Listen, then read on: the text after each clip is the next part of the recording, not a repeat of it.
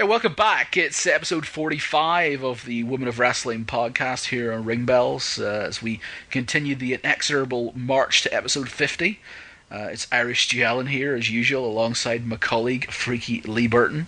Hello, and just in case anyone's wondering, as far as episode 50 is concerned, if we're going to be doing anything fantastic or grand, we don't know yet. No, we don't.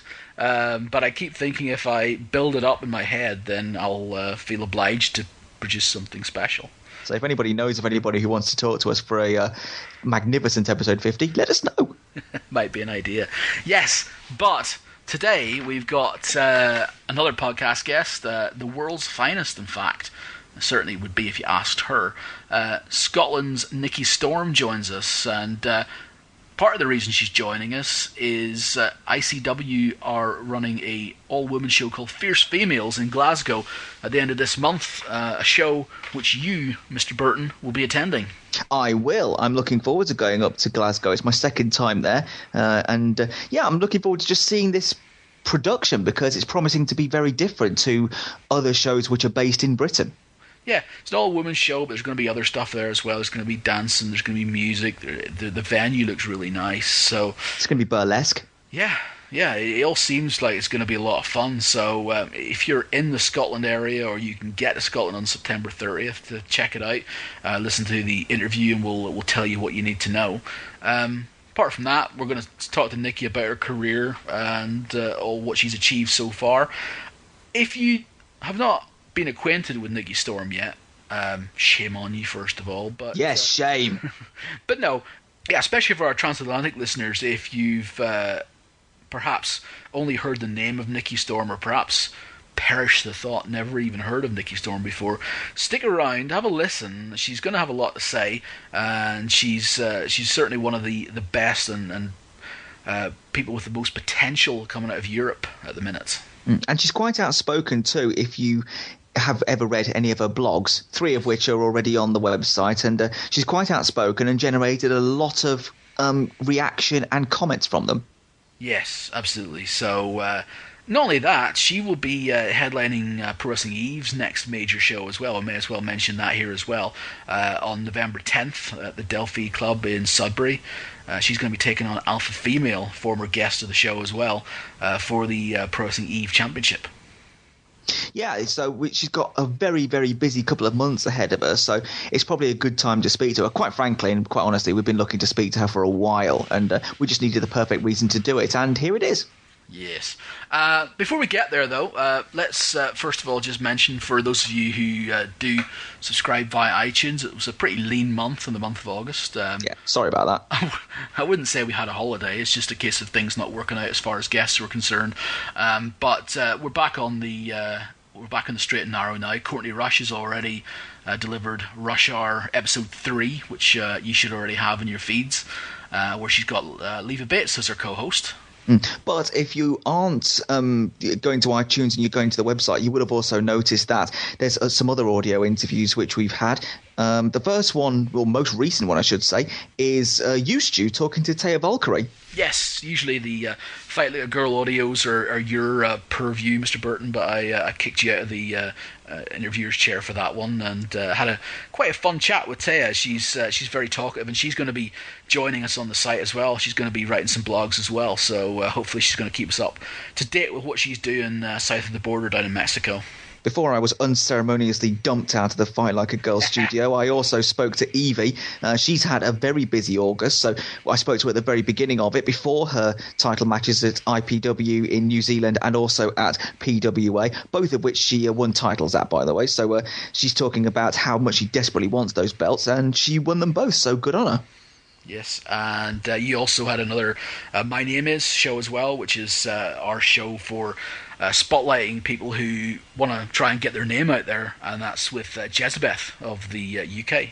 Yeah, so she was also very talkative, gave me some new descriptions of things as well, and also is the first wrestler I've ever heard of who kind of models herself after an animal. There you go. You want to know more about that? Those shows, the Fight Like a Girl shows and the My Name Is shows, they're website exclusive. They're not on the podcast feed, so you need to go back to the website and check that out. So please do, and while you're there, I assume you do anyway, probably telling you how to suck eggs here, but you want to remember you can follow us on Twitter, twitter.com/ringbells, or Facebook at facebook.com/ringbells. It's not like they're very hard to remember. We make it quite easy for everyone. We do try. Well, we're very trying, it's one of the two. We really are. But never mind, let's vacate the premises here and get the place prepared for the arrival of the Dynamite Queen, the world's finest, in fact, Nikki Storm. Okay, we're back on the podcast with our guest at this time. She says she needs no introduction, but she's Scottish and you wouldn't understand, so I better give her one anyway. She's amongst other things, the number one contender to the Eve Championship, but also Ring Bell's own blogger extraordinaire. We're talking about Nikki Storm. Nikki, welcome. Yes. Hi. Yes, such a happy human being. He's okay? We're great. Yeah. Good. Yeah, it's about time we got you on the main podcast as a proper guys, guest. I've been waiting for your call, crying myself to sleep at night, Oh God, if only. But no, we've talked to you various times at shows. We've had various audio clips on the site. You blog for the site. You were actually as a sort of secondary guest on a previous podcast. But time to put the spotlight on you now. And one of the reasons is that we're putting the spotlight on you is the ICW are launching their Fierce Females show coming up at the end of this month, and we wanted to get someone on who's going to be on the show to talk about it and let people know what's going on. So what's going on with ICW Fierce Females, first of all, for those who don't know what that is? Basically, Insane Championship Wrestling it's an over 18 show in Glasgow. It's over 18s, there's boozing and drinking, it's in a nightclub, really good atmosphere, it's really intense, it's really good laugh, and everyone usually everyone has a good night when they come. So basically, the Fierce Females is the sister promotion. It's basically going to just feature. It's just like an all women's show, and I think the debut show is going to be the 30th of September in the Arches in Glasgow. So it's going to be done the same way as ICW. It's going to be in a nightclub. And it's going to be over 18s, and it's not going to be just a wrestling show. There's going to be burlesque dancers, fire throwers, bands playing. It's going to be an amazing night, September 30th. Now Lee's going to this, and I unfortunately I can't, and I'm quite annoyed about this because no, don't boo me. It's not my fault. Yeah, boo him. But It looks like it's going to be a really fun night, as like you say, not only wrestling, burlesque, music. The actual venue looks really good, and actually, people, if you're out here listening to this and you haven't had a chance to look at the website is actually one of the best websites around that I've seen for a new promotion, something like that. So check it out, Lee. The website address is you're putting him on the spot now. It's fiercefemales.co.uk, I believe. There you go. Check that out and check out what it is. The main event's been announced, actually. It's going to be Carmel versus Kaylee Ray in Last Woman Standing match. Correct. That's going to be pretty good. Well, they had the death match last year as well. Yes. But no, Nikki, that's definitely. I saw that announced today. That's going to be really, really, really good. That's a really good main event. But Nikki, the interesting question, the interesting thing is, and it's a bit strange to be talking about this first of all, but people, hopefully people listening to this podcast have seen you. They've got an idea of who Nikki Storm is. But in ICW, you play a completely different character. You play Miss Nicola Storm. It's actually Ms. Nicola Storm. Not Miss. Oh, honestly. Nicola Storm. Yep. Explain. Well, it's loosely based. It actually wasn't myself that came up with it. It was the booker of Insane Championship Wrestling, Mark Dallas. He approached me about doing this character, and I pretty much just agreed because it just sounded amazing. It's loosely based on Ivory's Right to Censor, but it was really weird because I came out on the first show that I did that at a few months ago, and the fans were chanting something like "You're a crap, Vicky Guerrero." So I think it was meant to be loosely based on Ivory Right to Censor, but it's actually the fans. I don't know if that was maybe too long for them to remember. The Ivory Right to Censor stuff was 2000. So the Vicky Guerrero is obviously much more recent. But either way, it's I love Vicky Guerrero. I saw it as quite a compliment. So I don't think it was meant as one, but I took it as one because I think she's great. It's basically the idea behind my character is I want to censor the the over 18s in Insane Championship Wrestling. I want to censor them, and it's going to be the same idea for the fierce females. I don't want girls walking about in scantily clad outfits. I don't want any hardcore nonsense like hitting people with chairs, ladders and needles and pins and all the other kind of things you can throw in there. So the idea for me is I'm trying to bring family entertainment to over 18 shows. But I don't, the character in ICW never actually wrestled. I would come out and talk on the microphone. But at Fierce Females I will be wrestling. And I think that's going to be really interesting. Because my in-ring style is quite, how do I explain? In your face? It's very hard hitting and it's in your face. I wouldn't really define it as, completely family friendly. So I don't know if I'm going to have to. I think I'm going to maybe have to adapt the ring style for this character, or maybe not. I'm just. You're going to have to learn some more chin locks and wrist locks. The character's actually. It's quite funny. The character. I actually really enjoy her because she's actually more similar to me as a real person. I'm a bit of a prude, so so to me it's actually it's just brilliant. It's been really good fun. I find it quite Drew McDonald had came up for this segment. I don't know if you guys have seen the clip where he basically threatens to smash my back doors in, and it was that way he said that to me in the ring, and I really had to stop myself from laughing. I was just so funny. Well, it is a really serious character because the character of Ms. Nicola Storm, you've got your business suit on, you've got your glasses on, you're carrying a stack of papers as well. This is very, very unlike the Nikki Storm who probably most people have seen. Yeah. Mm-hmm. To me, I don't know. It's. I don't think it's to that. When I'm doing when I'm babyface Goody with Nikki Storm, it feels like I'm playing a completely and utterly different character. But when I'm doing heel Nikki Storm, it feels a lot more of an extension or an exaggeration of my actual personality. And Miss Nicola Storm feels quite close to my everyday real life character because I'm a wee bit prudish and and I kind of am just a big prude. That's actually my pretty much personality. So. Okay. Well, you mentioned the babyface thing just there, and we were going to mention that later on, but seeing as you've talked about it, we might as well discuss it now. That's weird to see. I mean, there's some wrestlers who you look at. And you just think that's a natural heel. That's somebody who you just can't help but boo at. And then we see pictures of you and shots of you, for example, at the W3L SWA Clash of the Titans show, where you're wrestling Sarah Marie Taylor in a ladder match. You're coming out slapping fans' hands at ringside. I'm just thinking, this is wrong. I know, it's wrong. It's dirty. No, it's actually.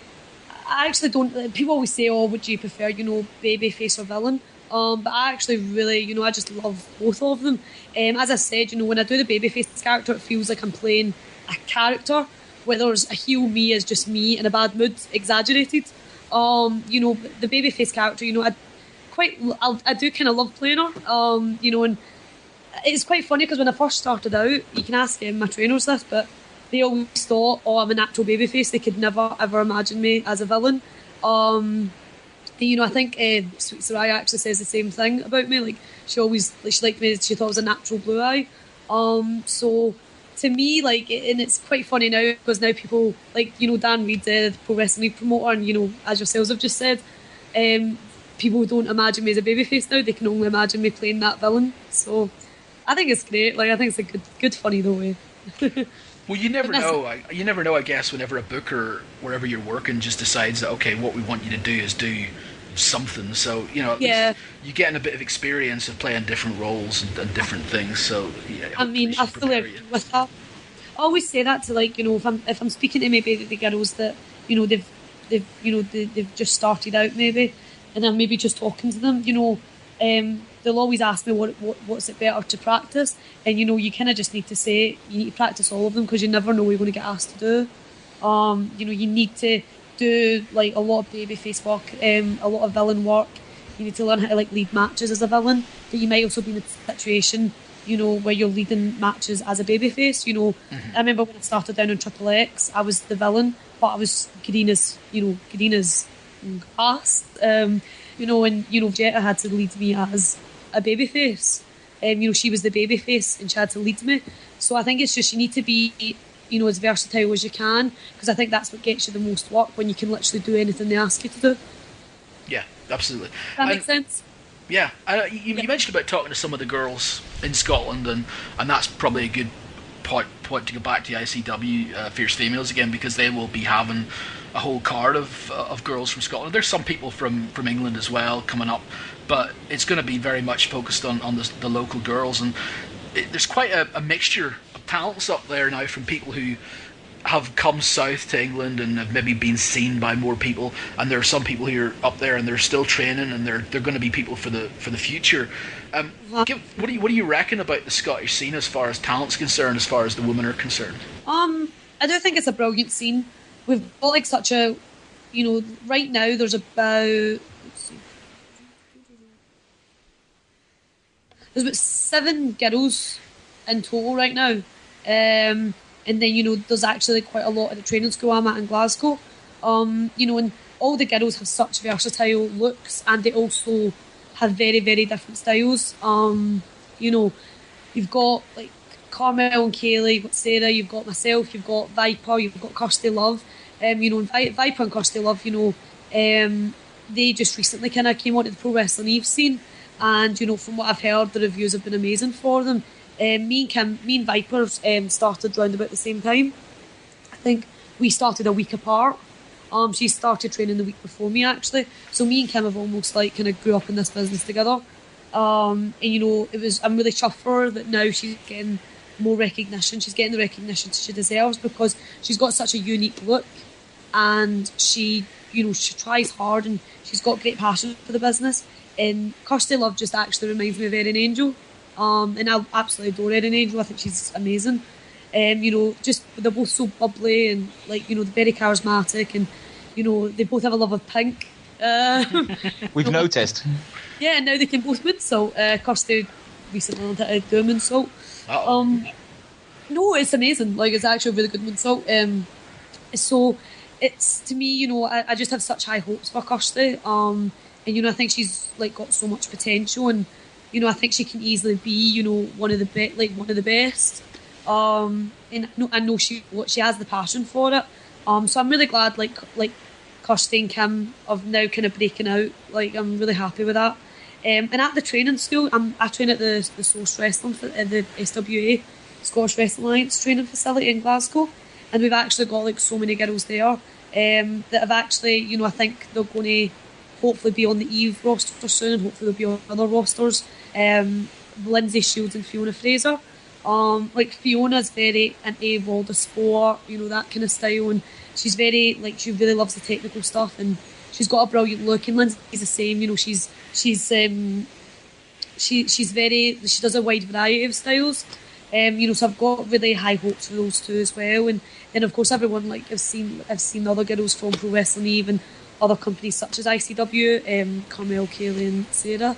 What do you put in the water up there? What's going on up there in Scotland? I mean, how do you... I don't know, we're all just like, we're all pretty passionate about the business. And I do think we've got it in our advantage that we all have such different looks. We all wear really, really different. That's massive. I mean, none of you guys have got the same look, the same gimmick, the same style. Everyone's different. And even of the new people you're talking about there, someone who's, very technical, again, that's another style as well. I don't know what it is, but it says a lot to the passion of you guys up there, and the trainers as well, that you're bringing out all these different styles.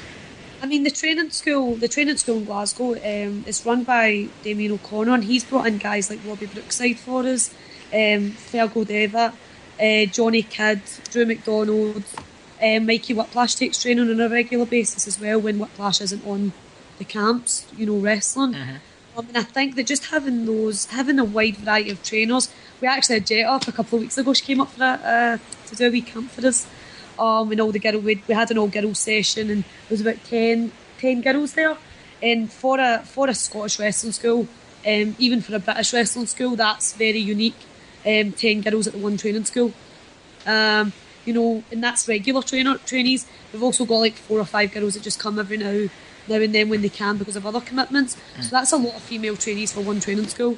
Here's a theory though. With the fact that, like you said, there are lots of different girls training, and because you are it sounds like you're quite integrated with each. And Stu mentioned about all the different characters and gimmicks as well. Is it a case that because you know each other and you kind of know what each other's gimmicks are, you don't sort of stand on each other's toes when it comes to different characters and different ideas? Yeah, I mean, I think we support each other the best we can. We know what each other's weaknesses are, and we play to each other's strengths as every wrestler should. Because myself, Lindsay, Fiona, Kim, Kirsten, we've got some, like, as I said, that's not even, we've still got even more female trainees I haven't mentioned, purely because they're still training, they haven't debuted or anything, so I don't, so we're always training together, so we do end up knowing each other really well, and, there's always a kind of bond there as well, and it's really cool, and I do think that because we're all so different, we manage to not stand on each other's toes. You've got a website that you debuted recently, www.nikkistorm.com. Well done, obviously. And my friend Katie designed that because I'm hopeless with those kind of things. Well, it's a great design. it does exactly what it's there to do, and that's publicise who you are. And anyone wants to know about Nikki Storm can go along there. There's not an awful lot of information. There's just enough to tell you what you need to know.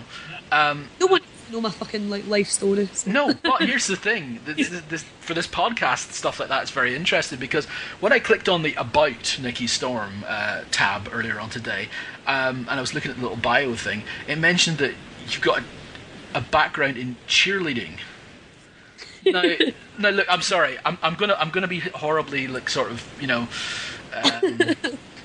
probably anti-Glaswegian here, but oh man, all Scots cover your ears. I can't imagine what cheerleaders in Glasgow is like. I mean, I just don't see it. I mean, does it like cheer or fucking nut you? I mean, what? No, we glass people.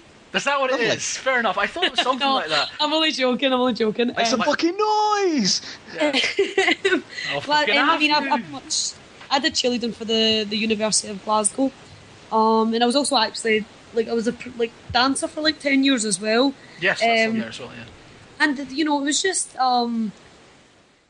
it's pretty much just the same. I was never a wee flyer. They never threw me up in there because I was too shit scared. So I was one of the base. So I would throw people in there, right. And they'd rely on me to catch them. So thank God for crash mats. But I mean, it was actually really good that I had all that experience because I think it really, really helped me in wrestling. I remember when Robbie Brookside came to a training session once, he actually said himself, it's easier to train a dancer how to wrestler. No, it's easier to train a dancer to be a wrestler as opposed to someone that's done mixed martial arts, because it's all about coordination or footwork or something. So I'm the dancing was a huge part of my life for 10 years, and the cheerleading was it was good fun. And it helped complement the dancing, and then both of them ended up really tying in with wrestling. The reason I stopped doing the both of them was because I just wanted to focus on wrestling. I knew I didn't want to. I knew I just wanted to focus on wrestling, and that was it, to be honest. But yeah, Glasgow cheerleaders are badass. What sport were you cheerleading for then? It was the rugby team for the Glasgow University. Rugby team has a cheerleader set. Yeah, because I don't know, they're backwards, or not. It's not. They don't have American football like they do in America. So they do, but it's to me, I don't know the difference between rugby. And there was a football team, soccer, I think the Americans call it. So yeah. Trying to make yourself known to everybody over the other side of the Atlantic there. Hi, Americans. Hi, soccer. But yeah, no, I mean, I still it was just yeah. I still don't get you as a cheerleader, but whatever, it's fine. It's the frightening thought. I actually had a nightmare about it a couple of weeks ago. Fair enough. So you decided, okay, look, I'm going to put all this aside and I'm going to concentrate on being a wrestler. Why wrestling? I mean, what was the initial? You've written about this for the blog from the website, yeah. but I mean, for people who haven't had a chance to look at that yet, I mean, how did you get into wrestling? They haven't read I know, yet. I know. Nope. These people exist. I'm going to go and cheerlead them to death. And by that she means glass. Glass. Chib, we actually use in Glasgow. Chib. So, like, you would get knifed. Like, so instead of saying knifed, you would say get chibbed. Oh, great. I'm glad there's slang for this. Yeah. Yeah, brilliant. East End of Glasgow. I mean, what was the question? Wrestling. How did it get into wrestling. Yeah, I mean, I did the blog about it because the first blog I did was, controversial to say the least. So it was about sexism, and when I wrote the second blog, I kind of wanted to speak from the heart. Like, I kind of wanted to tell people why wrestling was important to me. And, I want, like, I'm so proud of the fact I'm a wrestler. And some people, want to try and make you feel ashamed of that. Like, people take the piss out of wrestling when you say you're a wrestler. And I'm just so proud of wrestling. I'm proud that I do this. So it's like, I kind of just wanted to write a blog, and I wanted to say, why it was important to me. For the people that haven't read the blog, disgusting. I was always a fan. I started watching when I was 10 because I would slag the crap out of my big sister for watching it. But we shared a room when when I was 10, and she was like, I think she's like 13. I don't know. I can't remember how many years older she is than me. But she turned on the wrestling one night, and I was trying to get to sleep. I couldn't get to sleep, so I ended up watching it. And it was, I said this in the blog, and I've probably said this in other interviews as well. It was Fully Loaded 2000. And the first match was Lita and the Hardy Boys versus Trish Stratus and TNA. So I was like, oh my god, women wrestle? What? Like, why are women wrestling? What are they doing? They're ladies. They should, And I was just thinking that, like, 10-year-old me. But I ended up just getting hooked. It was a good show to watch because there was Jericho and Triple H Last Man Standing. Yes, I remember the show well. It was The Rock and Benoit and Undertaker versus Angle. That was a great show. It was such a good show, and you had like Rikishi diving off bloody cage onto Val Venus, and Trish was getting whipped with a belt. Like, it was, and Lita got whipped. No, Lita didn't get whipped with a belt, but it was so exciting, and I just think that I was just hooked, and I kind of always like fantasized about it when I was like, I always thought, oh, I wonder what it'd be like to be a wrestler, and I always kind of wanted to try it, but I knew when I was 16 I was kind of too young, like, both mentally and, I think your body's still developing, so I don't think, I don't think it's good for people who start wrestling too young, especially in terms of, like, girls, because your body's still developing. But when I was 18, I kind of realised that it wasn't a silly obsession. Like, I kind of realised that it was something that I really wanted to try, because I kind of always just thought it was me being a teenager, I don't know if that makes sense, but I kind of just put it down to me being a teenager, and I would grow out of it, and I think everyone else kind of expected me to grow out of it. But it was weird because I kept it secret for so long. Like, when I was at school, I never admitted that I was a wrestling fan. I was always too scared to admit it. And when I was 18, I was kind of like, I was at uni. I was meant to be studying first year of uni. Yeah. And I kind of just googled, Scottish wrestling schools, and the Scottish Wrestling Alliance school came up, and it was at Linwood in that time. That's like kind of outer skirts of Glasgow. And there was a couple of girls on it, on the roster page. So I was like, oh, because I knew right away I wanted to go to a school with girls on it. I don't know why, because I think now that kind of thing wouldn't bother me. Like, don't really give a shit about that now. But I think back then, it was a wee bit different. So I kind of wanted to go to school with those girls. And from what I could see, it looked really professional. The school looked really good. So I went down that Sunday. I had no idea where I was going. There was a bus you got, and I followed the guy that looked as though he was a wrestling trainee because he had the big, massive gym bag. Oh, that sounds sinister. It was really sinister. Because I remember being on the bus, and I was completely shitting myself because I didn't even know what to wear. I ended up just wearing a pure skagey JK pair of joggies, and a t-shirt, because I was like, I don't even know what to wear. That was some more of that Scottish slang for you Americans. Hi. Sorry, skagey JK. It basically just means you look like a bit of a slob. That's the translation. I looked a bit like a slob anyway. And there was this guy across the bus from me, and he had this massive gym bag, and he kind of, I don't know, he was wearing like camouflage or something. So I was like, oh, okay, this guy maybe, I don't know, he looks like a wrestling trainee. This guy looks suitably shady.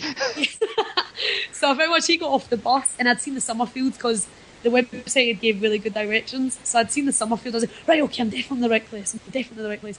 So I kind of followed this guy. Like, he must have thought I was a bit of a weirdo. Pretty much got to this unit, and there was the school. So I pretty much started on my first day. I bought knee pads within like the first 10 minutes. So I think I kind of subconsciously knew that I was going to love it. And I pretty much got hooked. And I've always kind of been at that, I've explored other, I always kind of say this to people, I think you should try different wrestling schools, and you should explore, you should travel.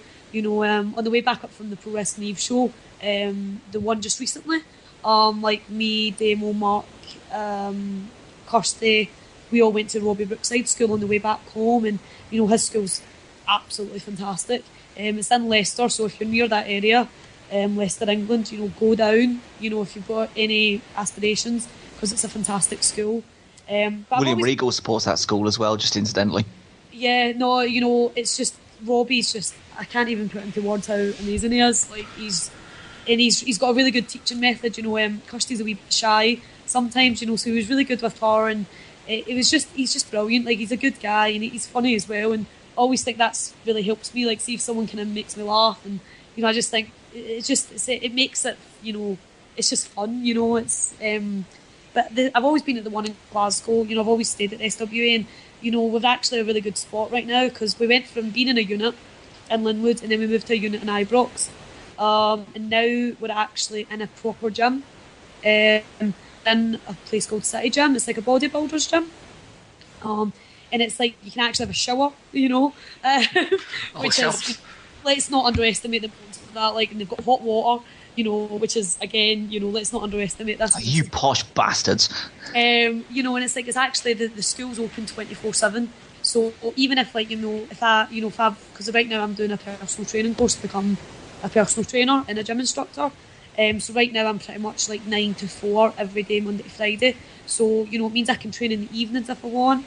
Or, the school's open Saturday afternoon, Sundays. It's open 24/7, and I think I'm so proud to be a part of the school, because it's went from being a good school in Linwood, in a unit, and now it's in a proper gym, and it just, look, all the guest trainers that have came have said how professional it is, and it just looks amazing. And the school changed hands about 3 or 4 years ago. It's now run by Damien O'Connor, and I do think it is, I'm so proud to be at that school and be a part of it. Do you know the encouraging thing about that is that you've been wrestling for sort of 4 years or so, and yet you're still going and still learning, and I think that's really encouraging for people. It's like there's always something new that you can pick up. Oh, definitely. It's quite funny. I mean, I think that it's really strange for I've been wrestling for I've not been wrestling for a long time. It's going to be 5 years in February. February, this coming February, it's going to be 5 years, and I don't really see that as a long time. I still, sometimes I still see myself as quite new, and so to me, I think that I don't think anything will change. Though I think in 5 years' time I'll still be training, because you're completely right. There's always something to learn, and everyone has their weaknesses and their strengths, and I think you need to work on your weaknesses even more than what you need to work on at your good things. There's been so much that I've tried to improve on. I've tried to become as rounded wrestler as I can be. And that's something I'm still striving for. When I first started out, it's actually really funny. When I first started out, I was really high flying, and I was trying all these crazy moves, and I was taking all these crazy bumps, and I was just being a bit mental because I was wanting to try everything. And I think you realise that your body can't keep handling that. I'm not the biggest of girls. I'm 5'1", and I go between 8 and 8.5 stone. So I'm not that, I've got muscle, but I'm quite a small girl. So I don't think that it's right for my body to be, I shouldn't be taking crazy arse bumps all the time. And, I think that if you want to have a longer career, I think you should try and tone down your style to make it as safe for yourself as you possibly can. So it's kind of funny, when I first started out, I was kind of crazy daredevil. And then, 4.5 years on, I'm happy to be the base for people, when Kirsty was practicing on Moonsault last week, Kirsty Love, I was happy to, be the base and support her. But, I'd rather kind of work on, World of Sport holds and, try and make myself, just as versatile as I can and as rounded. So I've been trying to work on a lot of technical holds and things as well. And it's just I've been watching a lot of different styles of wrestling as well. Just because you want to be as rounded as you can be. I mean, I can still do the high flying stuff when it's necessary. Well, I want to talk about a bit earlier in your career. Okay. Because the first time I ever heard of the name Nikki Storm was from Lee. And he used to rave regularly about Nikki Storm. And this is when you were going down... No, seriously. When you were going down to Coventry for XXX Wrestling. Yeah. And Lee used to talk all the time about Nikki Storm this, Nikki Storm that, and how much he enjoyed watching you. And also how much you used to spit at him. I don't even really. And I don't recall that. I'm sorry. No, this happened. I will tell. You sure? Is there photographic evidence? I will take this up from here. Go on. This must have been. I remember seeing. You must have been wrestling less than a year at this point, and you were wrestling Jetta. I was wrestling. Let's see. I went down to Coventry in October 2009. No, it was earlier than that. It was May. No. It was 2000. No, yeah. I started training in February 2008. And I went down to Coventry in October 2008. So, yeah, it's been wrestling for less than, 8 months or something. Yeah, so at that point you were wrestling Jetta, and like you said, that she was the babyface at the time, which is equally weird as you being the babyface, by the way. And you were having these matches, and I can't remember exactly what it was. I think you were coming out to Just Dance by Lady Gaga, and at the time Lady Gaga had the whole sort of rumours that she might have actually been a guy, and so we just jumped on this immediately. XXX Wrestling is kind of like Insane Championship Wrestling. It's very adult oriented, and there's no real boundaries. There's no boundaries. Yeah, it's quite coarse, I think, is one way of describing. Yes. So we were jumping on Nikki Storm being a transgender wrestler, which I think must have helped you out a lot because it gave you a hook, essentially. Yeah, I mean, it was. I'm XXX. I thought it was a really good laugh. What were you going to say? Sorry, Lee, I think I interrupted you. Well, no, I was just saying that you I've not got a cork, and that's the worst Glaswegian accent you're ever going to hear. That was awful. Yeah, I know. And about 3 shows in, you caught me saying something, and you just hocked up a loogie, and you spit at me. Now, if it was only for my ninja reflexes that I got out of the way, and it hit the guy behind me. But I'm thinking, this is amazing. Nikki Storm spitting at wrestlers. Who is this chick? Speaking of fans. I mean, it's just... Oh, God, I'm actually embarrassed about that because I think, 4 years on, I would never, ever in a million years spit at a fan. I would never do that. And I think it kind of shows I've matured as a person, hopefully. But yeah, I mean, I think XXX was a wee bit when I first started there, I mean, I look back on it really, really fondly. And, at the time, it was a real laugh. But I remember the first couple of shows were really difficult because I was still so green, I was still so new, and I didn't have to be fair, I didn't have a fucking clue what I was doing, and it was very intimidating for me because it was, XXX had a lot of, how do I describe it? It's a harsh crowd. Yeah, and smart marks, I think, but yeah. I don't really like using that term. That's what we are. I don't like using that term, a fan is a fan, and I do kind of regret spitting, but at least it gave us something to bond over. Lee. It gives me a great story, yeah, and I think it did help because I kind of got to know you, and I was saying, I'm talking to Stu and saying that Nikki Storm, you've got to know about this girl. She spit at me. Yeah, we've got a thing. I think is what you said about you two over the spitting incident. So yeah, clearly we're going to fall in love. But basically, I mean, I think that, at the time, I was just so nervous, and I don't know if that was, I don't know, you guys were in the crowd, but I don't know if it was apparent that I was nervous, but, I found it really, the first couple of shows I was genuinely crapping myself because I hadn't even had that many, I hadn't had any shows up in Scotland for 1 or 2. When I went down to XXX, it was this really harsh crowd, and I didn't really know how to act, I didn't really know how to be a heel, I didn't know how to lead a match, and I think that I kind of overcompensated a little bit by spitting on people. I think it worked though. I think it worked because you kind of fell into it that way. Not only were you the first wrestler to spit at somebody on the shows, you were also the first wrestler to drop the infamous C-bomb. Oh no, let's not go there. Let's not say that word. No, you only said it once, but everyone was like, whoa! I didn't know it was that big a deal. I don't know. I didn't think it was a swear word down in England. I thought it was, just a swear word in Scotland. No. Well, that's a swear word pretty much worldwide. Oh, okay. That's fair enough. Like, I'll hold my hands up to that. No, you did become part of that promotion very, very quickly, and for that, fair play to you, because like you said, it was a harsh crowd, and it was difficult, and you were new, and you could see that you were new when you were wrestling as well. So I think, but the fact that you were thrown to the wolves and you managed to survive is a massive testament to you. Was it you that, I don't know, Lee, I think it was yourself that actually kind of wrote a review. It was like, I don't know what it was, I think it was a Pro Wrestling Eve match. And I think you'd kind of said that I'd gotten to a point where at Triple X, and I do think this is true, and that's the only reason I bring up, because I do agree with it. I think when I was at Triple X, it was so obvious that I was being carried. But now I think hopefully I'm at a stage where it's not obvious if I'm being carried. So I can kind of hold my own now in matches. I think it was actually yourself that said that. It might have been. And it was a review from a Pro Wrestling Eve show. But if it's a review you like, then I'm taking credit for it. No, I definitely liked it, and I definitely agreed with that. I think that's kind of... And Jetta, Jetta was fantastic. And I don't think, I still, always thank her. But, I still don't even think I thank her enough, to be honest. At the end of the day, Jetta did a lot for me, and I want people to know how much she did for me. She kind of met me in October. She knew that I was green as grass, and she, went out her way to help me. She got me bookings in other places, which she didn't need to do. And she really helped me out. And I do think, she really was a mentor. And that sounds really cheesy to say that. You can see the influence there. Yeah, and I think she was a mentor because she didn't just help me with the wrestling. She helped me with backstage. She showed me the way to conduct herself, and she showed me she really showed me that the moves weren't important in a wrestling match. She showed me that the story you're telling is more important.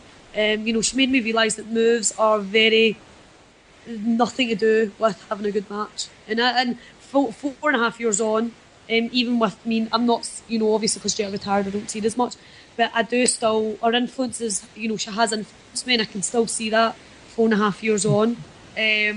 Oh God, my mum's phoning. Just a wee second. Sorry guys. It's really strange. My mum loves wrestling, but she only likes the guys wrestling. And that's sexist. So I said to her, I was like, "Oh, Mum, you're you're just a big pervert." And my older sister went absolutely raging at me because she was like, "Oh, you can't speak to her mum like that. You can't call your mum a pervert." And I thought it was really funny because my mum, I still think a part of her doesn't accept that she doesn't want me to get hurt, and she still kind of cringes sometimes when I wrestle, because she's afraid I'm going to get hurt. But she honestly, the way she talks about those boys, she goes on about them in their short trunks, and I can see her salivating, and she's just a dirty old woman. Wow. Don't tell her I said that. Go back. Yeah. Sorry, I was just going to say, just finishing off what I was saying about Jetta. People do say to me they do see Jetta's influence in me, and to me that's just, there's not a bigger compliment, because I think it's a shame she retired. I was really sad the day she told me she was retiring. So, for ages I had to put up with Lee going, Nikki Storm's great. And then it came to the point where I had the first chance to see you, and the first time I ever got to see you live was a WAW training weekend. And I think everyone sort of was of the opinion that you were one of the standouts of the weekend. But the first time I really got a proper chance to watch you wrestle, and I think that's probably the same for a lot of people, was when you debuted for Eve. It was right from the first show, and you had that great match with Saraya. No, it wasn't the first Wrestling Eve show. That wasn't the second one, wasn't it? Yeah, it was the same one, because the first one I had a university exam that day. That's right. Who the hell has exams on a Saturday? That university needs that university needs to have a talking to itself. I totally forgot that you weren't at the first show. Second show, I beg your pardon. Yeah, so I remember phoning Dan up to pull out, and I was like, Dan, I'm so sorry, I've just checked my exam timetable and I've got an exam on that Saturday. There's no way I can make it down. And I remember being really gutted, and Dan was just like, listen, don't worry about it, your education comes first. So he was actually really lovely about it. Like, he was sound. Absolutely. Well, yeah, absolutely right. But yeah, so you did make it to Eve finally. You had a big match with Saraya that everybody was raving about at the end of the weekend, including us. And I think that was the first time I think a lot of people got a chance to really see Nikki Storm in her full glory. So, I mean, take us back to that weekend. How was that for you? Well, originally, that weekend was supposed to be me and Rhea O'Reilly and Becky James versus the Glamour Gym and Lisa Fury. So that was actually what the advertised match was. And Lisa wasn't able to make the show, and I think Sweet Saraya was supposed to be wrestling Erin Angel, but Erin couldn't make it to the show. I think she was really unwell. I remember that, yeah.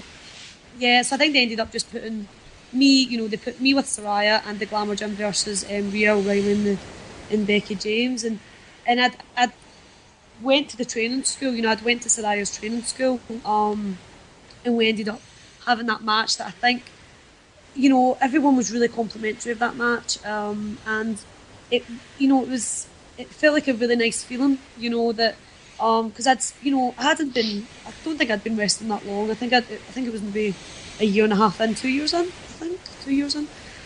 So it felt quite nice that kind of people thought my performance, they were complimentary. That was quite a nice feeling. And I think the weekend itself was just amazing. I really couldn't have asked for a better debut. And I think things with Saraya was really, it came full circle. Because some people don't know this, some people may already know it, but Saraya wrestled me on my debut match in Scotland.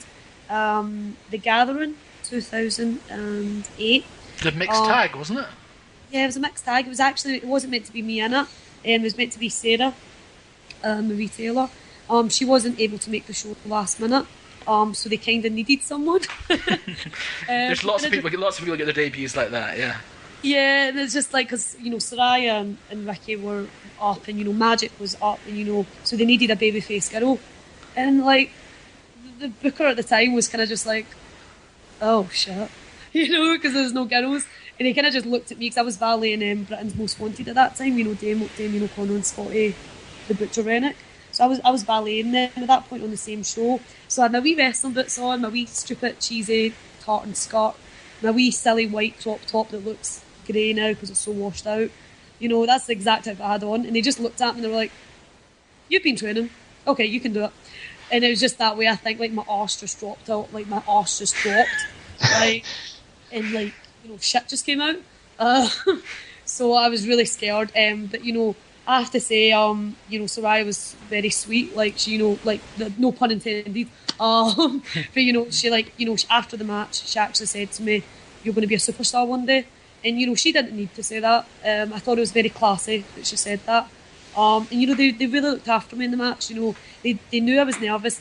Actually, it's really funny that I'm talking about this, because I actually watched it back recently. I was actually shouting at the TV, because I was like, oh, who's this skinny wee witch, like talking about myself.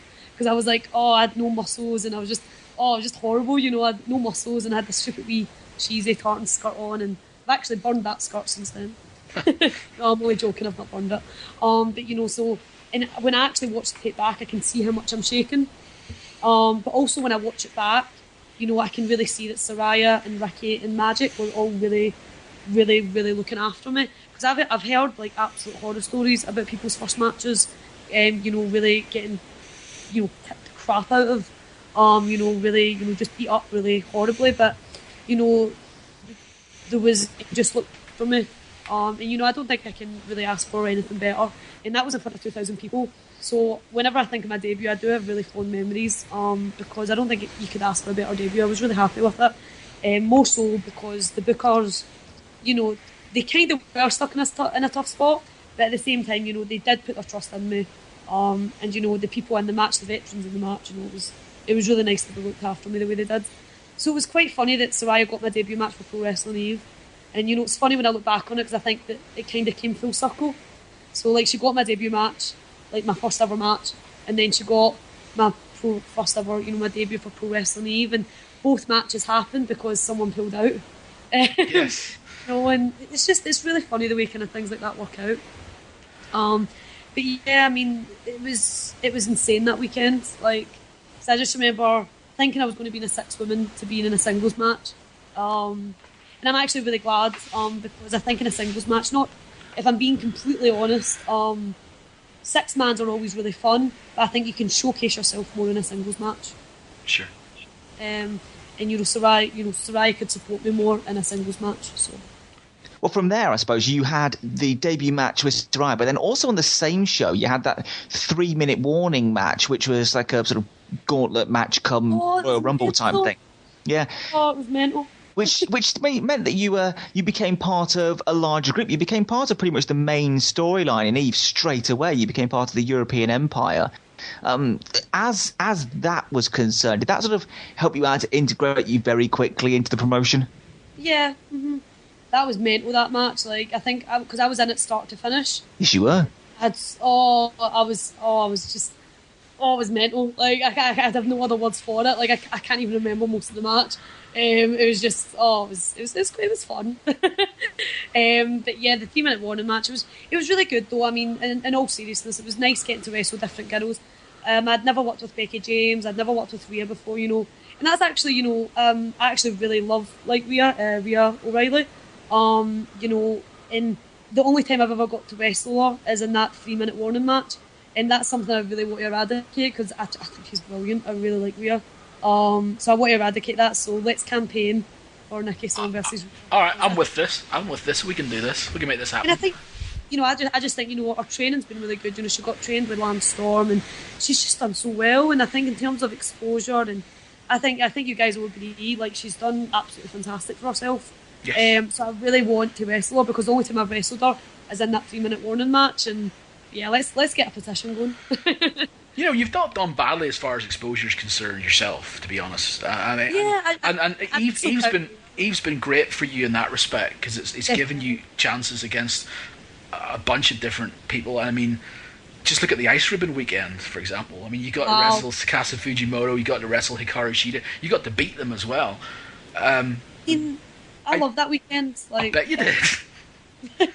Not because, I mean, it was just, I kind of got to prove something to myself. I didn't really talk about this at the time. But, going down to that weekend, I knew, like, I was at, like, I wasn't supposed to wrestle both of them.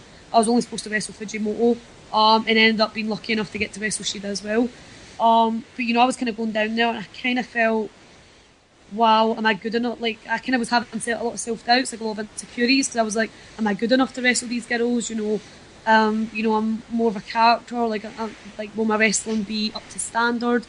And I think that weekend, like, was a huge turning point in my career, and that's just my personal opinion. I think that weekend was a huge turner, like, for my own confidence and the way I kind of perceived myself, because I realised that, I could wrestle. I always knew I could. I'm sorry, I'm not really saying that right, but no, I know what you mean. Yeah, I mean, for me, I think, and hopefully as well, people kind of realise that I can do more than shout at a crowd. They kind of saw me.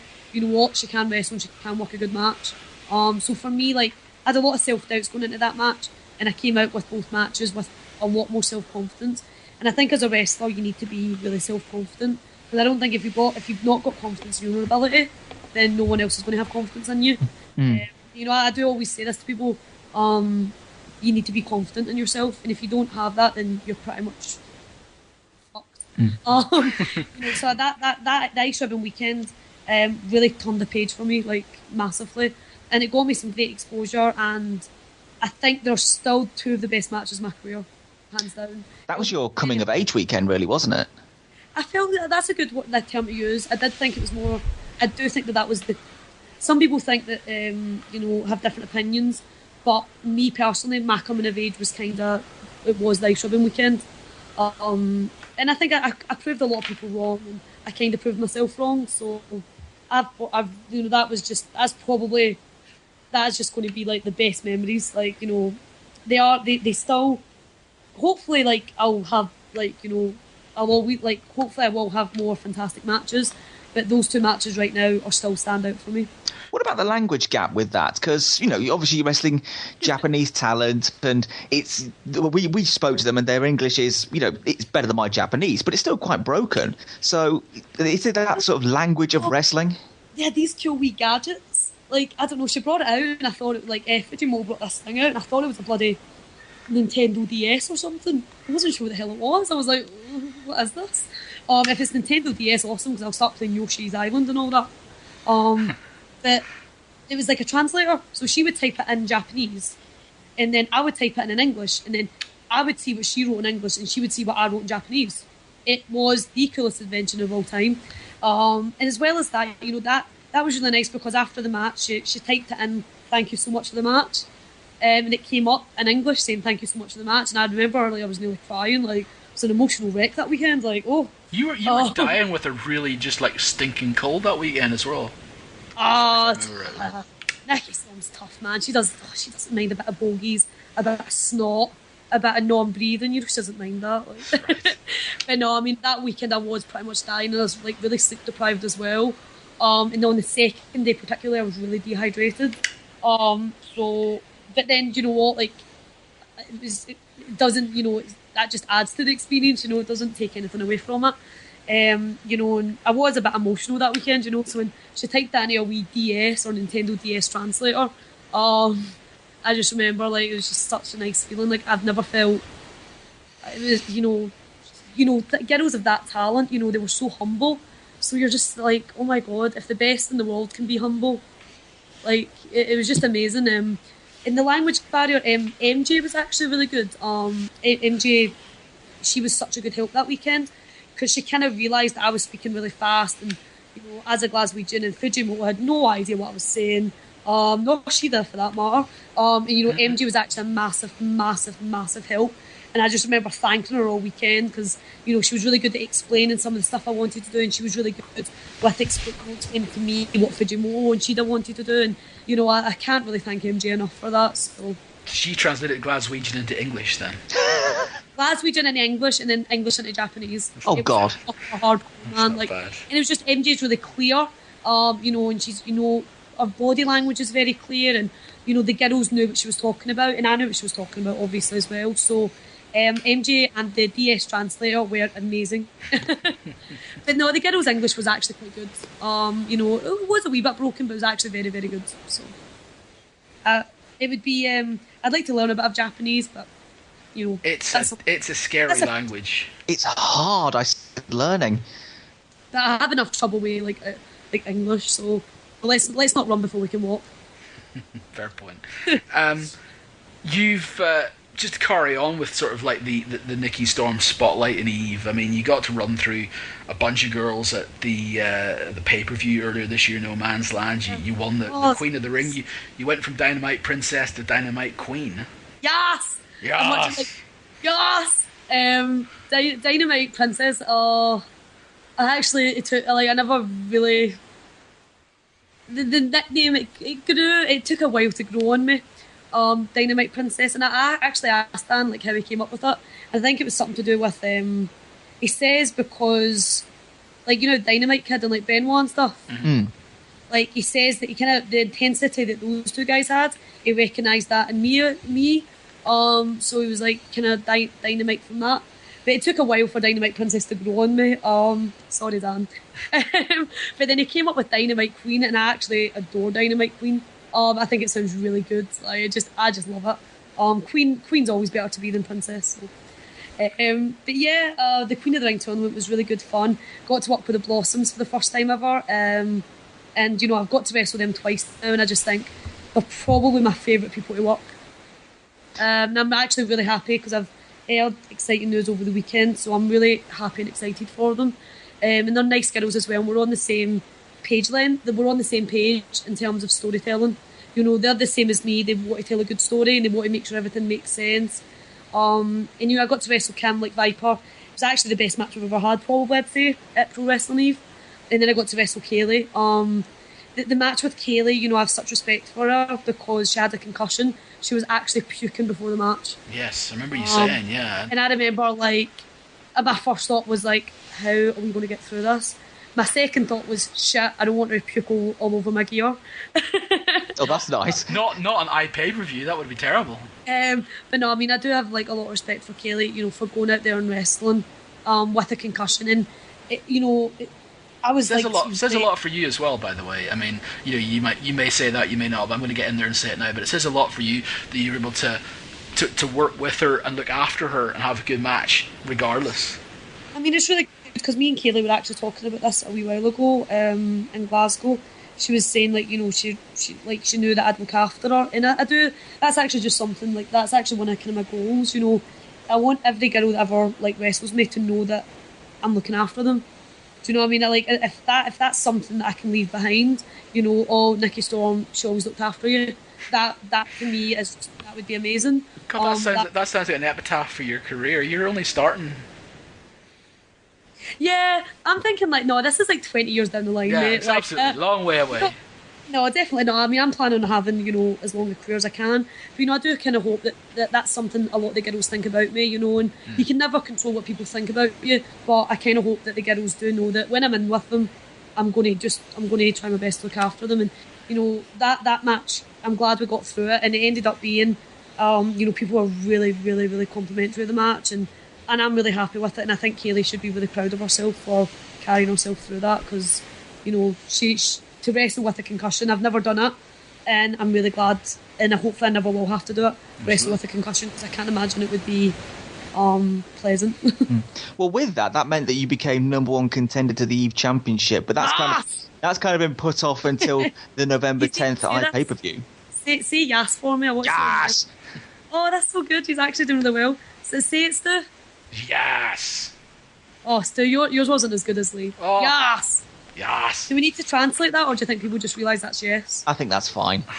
Yes, it's yes. Well, we hope that's fine anyway. But it's all right. Following the whole yes situation, you hashtag. Yes, exactly. So you ended up probably in your most high-profile match at the last show, the special edition show. You wrestled Kat Waters. Tell us about that match and that experience for you. I didn't know what to expect. I was really nervous because I was like, Kat's like so experienced and she's done it all, and she's really, she's worked in, all over the world, and she's big time TV star. Yeah, like exactly. She's a big time TV star. So to say I was a bit nervous was an understatement, and I wasn't really quite sure what to expect. I mean, I watched as much of her stuff as I could on YouTube, because I try and do that. Whenever I'm wrestling someone I've never wrestled before, I'll try and watch their stuff. Just so, because I always think it looks better. If they're talking to me and I can say to them, oh, well, why don't you do this move, or why don't you do this? I've seen you do your backbreaker. It's lovely. Let's try that. I just think it creates a better. I think it creates a better. It's more professional. I think that's just my personal opinion. So I watched as much of her stuff as I could, and I did the promo kind of hyping the match, where I challenged her, and when I got to the venue, I was kind of like a little nervous school kid waiting for the first day of school. I was like, where is she? Oh, I wonder where she is. Like, it was kind of creepy. But and I remember I kept saying, because that was the show where the boys were on it was a mixed show. I remember saying to the boys, I was like, do you guys just know if she's here yet? Like, just know if she's here yet? And they were like, no, Nat, she's not here yet. And I would ask like 5 minutes later. But I actually ended up missing her. Like, she was there for about a good 30 minutes before I realised. Good God. I know, I was away for a poo-poo when I came out. When I came out, she was there, and I was like, oh, excellent. Hang on a second. Wait. Before you go any further, 30 minutes you went to the toilet for? Mate, don't judge me. Did the world fall out of your arse or something? Mate, she was about to wrestle Kat Waters. Don't judge her. It was a hard period out of my life. There was comfort eating out of nerves. I don't want to be judged here. I'm not here to be judged, Lee. I'm not judging. But no, it was probably, I say half an hour. It was probably like 25 minutes. Oh, that makes it better. But, I came out and then I seen her, and I was a wee bit in awe. So I was like, right, okay, stay cool, be cool. So I went up, shook her hand, and she was washed your hand first. Oh no, of course. Just making sure. No, definitely. There was a lot of soap there as well. Because I always use a lot of soap. I use too much soap, I think. Hygiene comes first, kids. But yeah, I don't think there's a such thing as too much soap. I can't believe we're having this conversation, but carry on. This is the new Misa Dix conversation, by the way. Can I just say, though, in my personal opinion, if you've got a choice between soap and hand wash, I prefer hand wash. Because you never know who used the soap last. So It's good to know. That's just my personal opinion. Hygiene with Nikki Storm. Thanks for that. So, if I ever go to anyone's house, always have hand wash because I prefer it over soap. But yeah, I have a damp towel on the floor. Anyway, so I washed my hands, obviously, and then went and saw Winter was there, Kat. She goes by many names. So I went up and just shook her hand, and she was so down to earth. And I remember we were kind of, planning the match, and, it was really good because I was kind of suggesting stuff that, she was like, let's try this instead, and it just made perfect sense what she was saying. So, it was so good to learn from someone, because she's been wrestling for about 12 years? 12 years? About that. I'd say about 12 years, yeah. So she's been wrestling for like 7.5 years longer than me. And it was really nice the way, she planned stuff out. It was really good, like, and then, but at the same time, she took my ideas on board as well. She wasn't selfish. She was very giving. And, she took my ideas on board, and there was an idea where, like, I think during the match I grabbed the microphone during the match. Yes. And she was happy for me to do that, and I think she was very giving, and it was. And after the match was actually really good because she gave me a lot of feedback. And sometimes when you wrestle someone and you say, do you have any feedback for me? And sometimes they'll say no, and you're kind of left with, oh, well, they'll say, oh, that was fine. And it wasn't really fine, like sometimes, like, but she was really good. She gave me a lot of feedback, and she actually gave me a lot of advice. And we actually, she gave me her email and stuff, and she's been very good, in terms of giving me advice on my look. My general overall look, and she was really, and Dan told me she was quite complimentary as well of me, which I really appreciate. And it was definitely my most high profile match, and it was just a fantastic learning experience. And I think that she was brilliant. Like, now you mentioned your look, and Special Edition was the debut, should we say, of a new look for Nikki Storm. The curly hair, 80s hairdo. You had big hair. You went to guys. 80s Nikki Storm. Now, it so is. Like, I remember. It's pretty awesome, is what it is. So I'm glad you guys like it. Explain how you got in the TARDIS and went back to the 80s. Well, actually, we had a show in Clydebank on Saturday, and Viper Kim. Sorry, I keep calling her Kim, like Viper. She actually did my hair and makeup for me, and honest to God, right, my hair was quite big at Special Edition. Okay, times that big. Did you use all the hairspray in Scotland? All the hairspray and button, mate. All the hairspray and brand. But so Kim actually managed to get my hair bigger than Special Edition. And the hair on Saturday night, just Saturday night, like 2 days ago, the hair was massive. It was the size of a house. It was fantastic. But yeah, anyway, it's Special Edition. So how I got to the 80s here. I kind of just wanted to experiment a wee bit. I kind of felt like I was, I don't know. I kind of felt like for a long time I was, I started off as kind of, with the skirt and the shorts and the nice straightened hair and, minimum makeup, not a lot of makeup. Sometimes I didn't even wear any makeup when I first started. I know, the shock horror. But then I kind of just realised that I wanted a more glamorous look for myself. And when I think glamorous, I think massive hair. Like, I love the 80s. I thought, I wish I was born in the 80s. I was born in 89. I really wish I was. Oh, God, that makes me feel old. I really wish I was born in, like, 81. I was. I love the big hair look. And I think it looks really glamorous and, with the makeup. And I just think I don't know, I think it just suits me. Because at the end of the day, the bigger the ego, the bigger the hair. That's how I see Storm. She's got this massive ego, so she deserves the biggest hairstyle, and she deserves the best makeup. That's just. You should have hair like Bonnie Tyler then. No, we're going to get it bigger than Bonnie Tyler. See, for this November 10th Pro Wrestling Eve show, WrestleFever, when I'm going to wrestle Alpha Female for the Pro Wrestling Eve Championship, this hair, the hair is going to be that. It's going to have its own island. It's going to have its own name. It's going to be Nikki Storm #2. It's going to be a personality of its own. That's a reason to buy the show right there, ladies and gentlemen. Or get a ticket and come along. Delphi Club in Sudbury. Do it. Yeah, it's a good venue. Can I just say, by the way, I mean, this is because obviously you're well known for being able to trash talk and cut promos and stuff like that. I love the fact. I think we're going to say trash there. No, I'm so glad you said trash. I love the fact that in conversation, you couldn't just say this Eve show. You had to mention the date of the show, who you were wrestling, and that it was for the Eve Championship. I love that. It's like it's instinctive. You can't help but not give all the information that everybody needs. Constantly working. Yeah.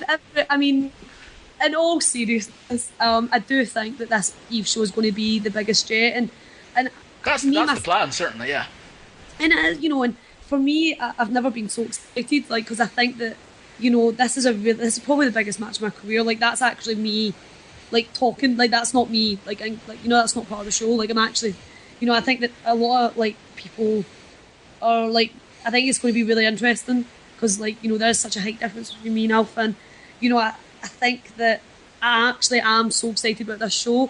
So when I talk about the show, I have to say the date, I have to say what it is, and I have to say it's on internet pay-per-view, because I'm actually so excited about it. And I want as many people to see it as possible, because I just think it's going to be the biggest show. Like, not ever, but yeah, ever. The biggest one in your life, and as far as you're concerned, that's the most important thing. Exactly. Like, we're on the same page. I'm with you. That's fine. Absolutely. Well, let's talk about the Alpha thing then, because the build-up is that the last time that both of you lost a match was on the same day. It was in the Pro Wrestling Eve Championship tournament, the original one. You beat her in the semi-finals, then you lost in the final. And since then, you've been unbeaten. Since then, she's also been unbeaten, although has a draw on her hands. She drew, so technically a draw is a loss. Technically. Right. Sorry, were you going to say that? Well, no, the only thing I wanted to ask is that the build-up for this is 18 months, and you don't necessarily see that in big matches these days. You don't see an 18-month build-up or a 2-year build-up or anything like that. Sometimes it's just it's built up for the next show and then it's gone. But this one has a big storyline behind it, and it also has you, technically, with the advantage. Mm-hmm. I think the build-up is really unique, because it is, as undefeated for 18 months. Last time we both lost a match was on the same day. The fact it's for the Pro Wrestling Championship, which is, it is really prestigious, and I think that it is going to be exciting. And I just hope that, I want as many people to buy it as possible. And I want me and Alpha to have something really, really, really, really special. Not in a sexual sense, but no. Thanks for that thought, by the way. No, I actually just... I wasn't even thinking that. No, I wasn't either. Oh, right. It sounded really like romantic in my head when I said it for some reason. So thanks for that gift, though. That's great. No, I thought it sounded really romantic in my head when I said it. Right. I mean, I do want me and Alpha to have like something really special, and I want a match that fans will be talking about for years. That's the kind of match I want to have on November 10th at the Delphi Centre in Sudbury. Yes. Yeah. And I know like Alpha's thinking the same thing. I think she wants to have something really special, and me and Alpha both have a big, we both have a really strong passion for wrestling. And I really respect that about her, and I think she respects that about me, because we're both so driven, and we both want to be the best.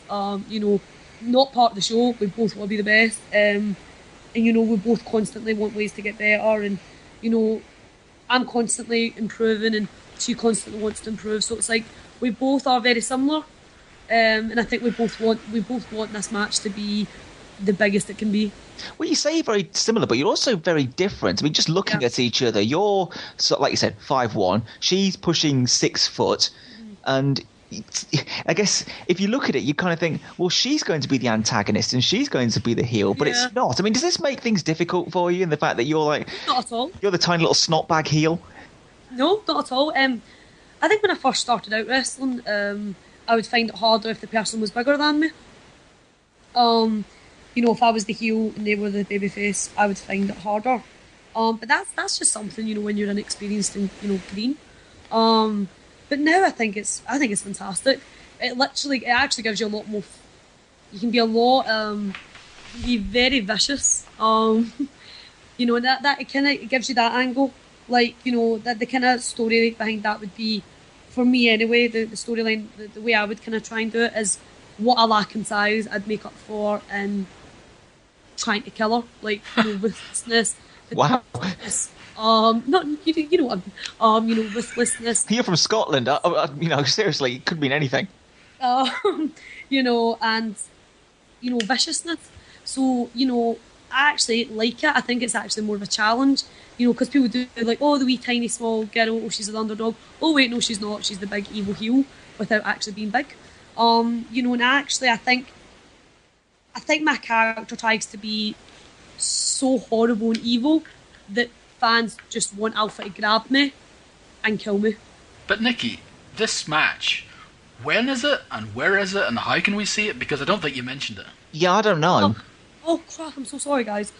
Basically Nikki Storm versus Alpha Female will be taking place in the Delphi Centre in Sudbury, Sussex, which is in England, which is in Britain, which is in Europe. You can order on internet pay-per-view if the flights are too expensive to come see it. That's absolutely fine. Understand there's people in America that want to see the show. It's a wee bit expensive for flights, I'm not going to lie. It's a bit much. So you can just order it on internet pay-per-view.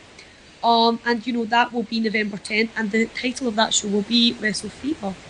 I was trying to get Dan to call it Nikki Storm Show, but Dan didn't do that. And I understand why, that's up to him. But I still think, Nikki Fever, Storm Fever, Storm Season. I came up with all these names, but I don't, he didn't really fancy it, that's fair enough. I understand. Heartbroken, but I understand. Hi, Dan. Question about your look, and you're talking about your big hair and your 80s hairdo and all that sort of stuff. And we mentioned earlier on. I honestly thought you said that you talk about you being hairy, and I was like, hairy? What? No. Have you seen your back these days? Excuse me. I'll have you guys know I just shaved my underarms, and they're looking sexy. I'm learning far too much about Nikki Storm's personal hygiene during this podcast. Hey, always use hand wash. Always use hand wash, 20-minute poos, shaving underarms, big hairdos, yeah. Podcast with Nikki Storm. Wow. Anyway, getting back to the point about your big hair, and your makeup and your chance to change up your look that you've done recently, and on your website you've got a bunch of pictures up there of you in your new gear with your big hair. And you've also got a few other pictures of you in lingerie and stuff like that. You've got sexy pics of Nikki Storm up there. Nikki. This is weird. I kind of like. See, like I think you're trying to. You seem really trying to sort of like market yourself a little bit differently. You're sort of like saying, "Look, I'm not what you'd necessarily expect, and I'm different." Is that kind of the idea? Yeah, I think we're on the same page. We're reading the same book. No, I think for such a long time, I was always a tomboy, like I always have been a tomboy. And I think for such a long time, when I started wrestling, I wanted to be, I want to be seen as a good wrestler, I don't need to be glamorous, I don't, I just want to be a good wrestler. I wanted people to kind of realise that I do have that side, I do have I have a side that, I kind of want to be glamorous, I have that side where, I actually am pretty, even though I'm a tomboy, I actually am pretty girly. I love going shopping and things like that. I do have that girly side. It's just that people don't see it as often. And I kind of just wanted to make people realise that you can be a really good wrestler, but also be pretty and also be glamorous, and I don't want people thinking you can be one or the other, because I think there's so many women nowadays that embody fantastic wrestlers and they're glamorous. They look good, they look gorgeous, they look, stunning. And I'm not saying my foes are gorgeous or stunning, but I just wanted to show people that side of me does exist. It just doesn't come out very often. You wanted to show that you could be smart, sexy and powerful. Yeah, and And as I said, I think some guys, and I think there's sometimes a wee bit of a stereotype. This is just my personal opinion. Sometimes there's a bit of a stereotype that you can't be good looking and be a good wrestler. When do you know what? You absolutely can be. Like, that's just my opinion. And I just wanted people to see that side of me. And the website, another reason the website went up is actually because I'm doing a course right now to become a personal trainer. So what I kind of wanted, when I finish the course to become a personal trainer, I'm actually going to use that website as, and I'm going to add in personal training. So I'm going to try and, advertise that way as well. And I think if people see me in, pictures like that, in lingerie, and they also see training photos, they also see me in wrestling photos, it shows you that with hard work and the proper nutrition, you can have a good physique. And it's a good idea to show people that if they're maybe thinking about taking you on as a personal trainer. It's funny that you mentioned this as well, because this is one of the topics which was discussed by Courtney Rush and Leva Bates in the most recent episode of Rush Hour, which is available on the website and also on iTunes, ladies and gentlemen. See, Nikki, you're not the only person who could do plugging. No, actually, I'll listen to that one. Actually, that sounds quite good. Was that out yesterday? Yeah. Yes. Yeah, and it's they discuss a lot of what you're talking about there, about you can be a good-looking woman and also be highly regarded for your wrestling as well. So it's just funny that completely independently of what they say, you kind of have the same sort of thought process. Yeah, definitely. And I think I feel like I've kind of grown quite a lot in the last year. And my opinions have grown, and I've kind of matured, and I've realised that just because you put on a bit of makeup and just because you're glamorous, it doesn't mean people are going to think you're not a good wrestler. People who see your wrestling will realise you're a good wrestler, whether you've got no makeup on or whether you've got makeup on. For me, I just want to show that I completely agree with what the other girls have said. You absolutely can. You can be regarded highly for your wrestling, and you can be gorgeous. Look at Trish Stratus. I really highly respect her wrestling skills, and she was gorgeous. I hadn't noticed. She was quite pretty, yeah. And like Mickey James, and I could name so many women that were very good wrestlers and very good looking, very glamorous. So I just like experimenting with that side, and the feedback so far has been quite complimentary from the majority of people. So I think my first reaction to when I saw the pictures was yikes. Yes. No, yikes! I think it was. Yeah. Oh yes. But yeah, there were many different words for the personal training, because I want to say to my clients, okay, go on my website, because you'll see that I'm not just I do practice what I preach. If I'm telling you to get up at 6 a.m. for a workout, I want to show you that I'm doing the same thing, and I'm getting a good physique, and there's no reason why you can't get a good physique from it. So for me, it's actually going to be really good for my non-wrestling business, but it's still going to tie in quite nicely with my wrestling business. And it's always good to have a backup plan as well, because it's more for the self. With personal training, you can choose when you work. Like, it's if you go into freelance personal training, so you can choose when you work, and that to me is so important, because I've had jobs where I've had to turn down wrestling bookings, and things like that, and god awful call centres and just horrible jobs. Fun fact, Nikki Storm used to work at McDonald's. But McDonald's was actually a good job. It was very flexible. They always gave me wrestling dates off. But I did actually used to work at McDonald's. How did you get all the big hair under the hat? Oh, back then I had like flat hair. I was like 18 at the time. So, but yeah, I had to wear this horrible cap, and I would always try and steal chips, and try and catch me stealing the chips, and and then I would have customers screaming at me. So then I would do my best to leave their food out cold, and because they were rude. Only joking.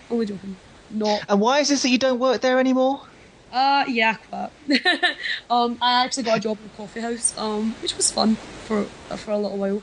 But the irony is now I can't stand coffee. So yay. So I actually can't stand coffee after working in the coffee house. But yeah, the reason that appeals to me about personal training, I've always loved fitness, and it will allow me to really focus on the wrestling as well, because I can choose my own hours. And it's been a good educating experience as well, like the nutrition side. Because I kind of was always, right up until I was like 18, 19, I was like, yeah, I can eat whatever I want because I'm like, you know, going on the treadmill for like 30 minutes a day, you know, and it's really not like that. Nutrition is like fascinating. And when you find out the rubbish that you're eating and how much it can actually really help your body by eating the right stuff, it's so fascinating. And hopefully that will help me with the wrestling, you know, in terms of physiques and things like that. So where can people keep up to date with Nikki Storm, apart from nikkistorm.com? Probably my Twitter.